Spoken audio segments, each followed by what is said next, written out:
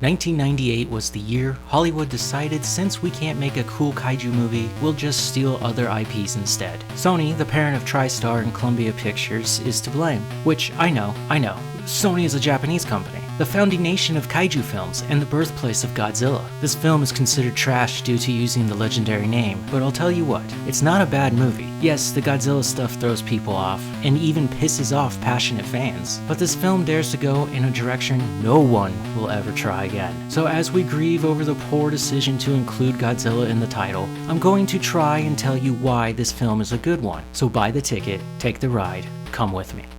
So essentially what happens in this film is that due to the nuclear testing the US military did back in the 1950s, it infected an iguana egg to allow it to mutate into a gigantic lizard monster who decides arbitrarily that New York City is the best place to build a nest, but of course she can't because millions of people live there, which now involves the military again to try and remove her. This is a unique parallel in the story that's not explored more. The military made the problem, and now they have to exterminate the problem almost half a decade later. Oh, I love it when art reflects life. Now, that's on Zilla's side of the story, and there's a whole lot more to tell. In almost every kaiju film, there's the subplot of the humans, and they can be dreadful. This Godzilla is mostly about humans, specifically a radiologist named Nick Tatopoulos, who is played by Matthew Broderick. He was studying the long-term effects of radiation on earthworms when the military showed up and took him away to help investigate what might have destroyed a Japanese fishing vessel and left large footprints beyond the scope of any documented living animal. Nick and his team and the military continue to track the creature and study its habits, diet, and DNA to help shape what they think this titan assailant might be. This is something I found so fantastic about the film. The writers are approaching Godzilla as if it was a real living creature, and how scientists would gather information to identify the biological nature of this animal. However cool that idea is, it gets uprooted for the sake of adding local New Yorker vibes in pointless romance. We are introduced to Audrey, who is Nick's old flame, and she wants to be a news reporter, but the misogynistic boss holds her down. It's really not okay what he says to her. Audrey also has two friends, Lucy and her husband Animal, played by Hank Azaria. Animal is the cameraman for the local news. Once Zilla appears in New York, Audrey and Animal team up to catch the scope on what's happening before anyone else. This leads to a moment where she runs into Nick again and steals his top secret military information and broadcasts it on the air. Nick gets fired, and for this, gets mad at Audrey and dumps her in the rain as Nick takes a cab to the airport. That was a lot, and I'm not too thrilled to talk about this part because there isn't much meat, just drama for the simple moviegoer to relate to.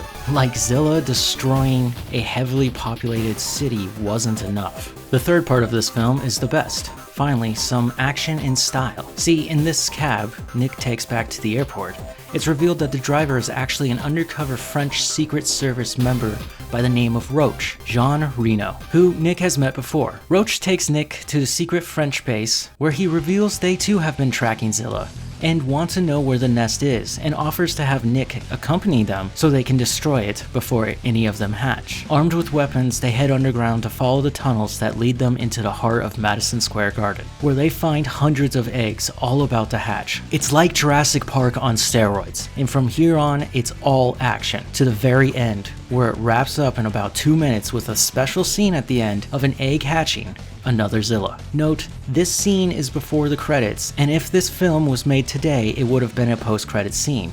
A different time for Hollywood. Now, what is going on with Zilla, and why doesn't she look more like the OG version of Godzilla? Here's their thinking. The filmmakers wanted to get away from the humanistic portrayals of the original design since it's just a guy in a suit, and so they took on a more grounded approach. And attaching this inspiration to an iguana helped lend to her large underbite, long lengthy arms, and strong hind legs. And she lays eggs. Because of this grounded approach, Zilla will not have any powers like the classic atomic blast, or have a body made of unstable radiation. She is simply a mutated lizard that grew too large. But we do have to talk about the dinosaur in the room. The filmmakers also felt she needed to be feared by audiences, and leaned into what's universally accepted as a scary living monster, no other than the Tyrannosaurus Rex. Zilla feels more like a Titan T-Rex at times rather than being a lizard. This T-Rex idea goes further. When we see her young hatch, which are more of the size of Jurassic Park's velociraptors, and they pay homage to their inspiration with moments of them leaping forward with toe claws in the air and even breaking through objects head first. Some of these are made by practical effects. Now, why do I call her Zilla?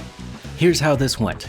Toho, the owners of the Godzilla franchise, felt exhausted by producing the films, and felt that they should license out the IP to other studios so they can make movies about Godzilla. Sony won the bid and created this movie. It was a financial success, but not enough to warrant the trilogy they had originally intended, so Sony let the rights die out to Toho, just for them to get them back to produce another Godzilla film called Godzilla 2000, in which there is a scene where the aliens fighting with Godzilla send out a new opponent, which is Zilla. Godzilla tears right through her in a flash, showing everyone how Toho felt about the movie. It was Toho who made the move to claim her name as Zilla, so when talking about different Godzillas throughout time, she is defined by the name Zilla. The writing and pacing have some troubling moments in this film because they wanted to put so much in. Me, alone, breaking down the plot into 3 parts wasn't enough. There's so much more going on around our main characters, and how the lines are woven. This is a sign of rewrites by different writers. The first 2 writers were Ted Elliott and Terry Rossio, who would later go on to write another film known as Pirates of the Caribbean: Curse of the Black Pearl. This would explain the bizarre take on the 3rd act. These 2 have a style in which, instead of being sad about the resolution of the 2nd act, our characters quickly get up and take action that leads us right to the end like a roller coaster. There are several issues with this film that hopefully I can explain, or we just have to accept the filmmaker's decisions. Number 1. The opening credits explain the creation of Zilla without words, but with a mixture of archived footage and new to demonstrate the US military testing nuclear weapons in the Pacific Rim. Number 2. Zilla attacks a Japanese fishing vessel, and this is our only tie to Japan. 3. In the mess of sequences of tracking Zilla's footprints, they fail to explain that at one point she makes it to Panama, but instead of potentially having an exciting moment with the famous canal, she simply got out of the water and walked over to the other side, the Atlantic.